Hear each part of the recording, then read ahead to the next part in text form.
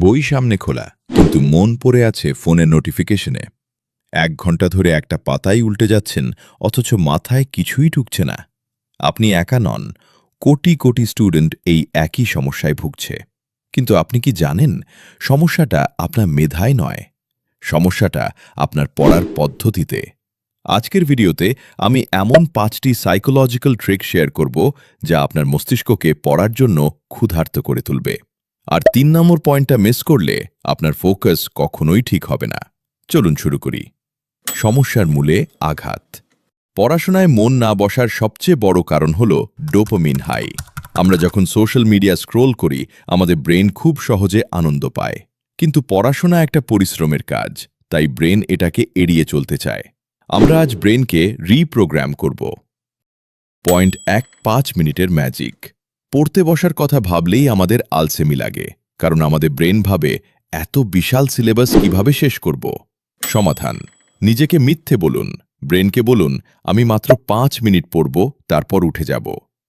যখন আপনি শুরু করবেন, দেখবেন মোমেন্টাম তৈরি হয়ে গেছে এবং আপনি 5 মিনিটের বেশি পড়ছেন। শুরু করাটাই সবচেয়ে কঠিন অংশ, আর এই ট্রিক সেই কঠিন কাজটাকে সহজ করে দেয়। Point 2, pomodoro technique.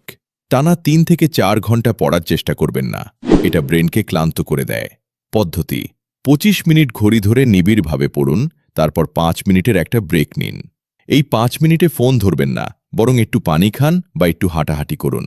25+5 এই সাইকেলে 4 বার পড়ার পর 30 মিনিটের একটা বড় ব্রেক নিন। এতে আপনার ব্রেন সতেজ থাকবে এবং পড়ার তথ্যগুলো দীর্ঘস্থায়ী হবে। পয়েন্ট 3, ডিজিটাল ডিটক্স ও পরিবেশ। আপনার পড়ার টেবিলে কি স্মার্টফোনটা থাকে? যদি থাকে, তবে আপনি কখনোই 100% ফোকাস করতে পারবেন না। ফোনের একটা টুং করে ওঠা শব্দ আপনার ফোকাস নষ্ট করার জন্য যথেষ্ট। টিপস: পড়তে বসার সময় ফোন অন্য রুমে রেখে আসুন। আপনার পড়ার টেবিল শুধু পড়ার জন্যই রাখুন, সেখানে বসে খাওয়া বা ফোন চালানো বন্ধ করুন।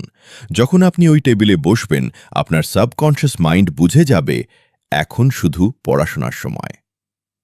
Point 4, active recall. শুধু রিডিং পড়ে গেলে পড়া মনে থাকে না। পড়ার মাঝখানে বই বন্ধ করুন এবং নিজেকে প্রশ্ন করুন, আমি মাত্র কি পড়লাম? অথবা এমনভাবে কল্পনা করুন যেন আপনি কাউকে এই টপিকটা বোঝাচ্ছেন। আপনি যখন তথ্যগুলো মাথা থেকে বের করার চেষ্টা করেন, তখন আপনার নিউরনগুলো আরও শক্তিশালী হয়। পয়েন্ট 5, পর্যাপ্ত ঘুম ও পানি। মেশিন যেমন গরম হয়ে গেলে কাজ করে না, ব্রেনও তাই। যদি রাতে ঠিকমতো ঘুম না হয়, তবে দিনে 10 ঘন্টা পড়লেও লাভ নেই। দৈনিক 7 থেকে 8 ঘন্টা ঘুম এবং পড়ার ফাঁকে ফাঁকে পর্যাপ্ত পানি পান আপনার মেমোরি পাওয়ারকে 20% পর্যন্ত বাড়িয়ে দিতে পারে। মনে রাখবেন, আজ আপনি যে কষ্টটা করছেন, তার ফল আপনি আগামী কয়েক বছর পর পাবেন। পড়াশোনা কোনো শাস্তি নয়, এটা আপনার স্বপ্ন পূরণের সিঁড়ি।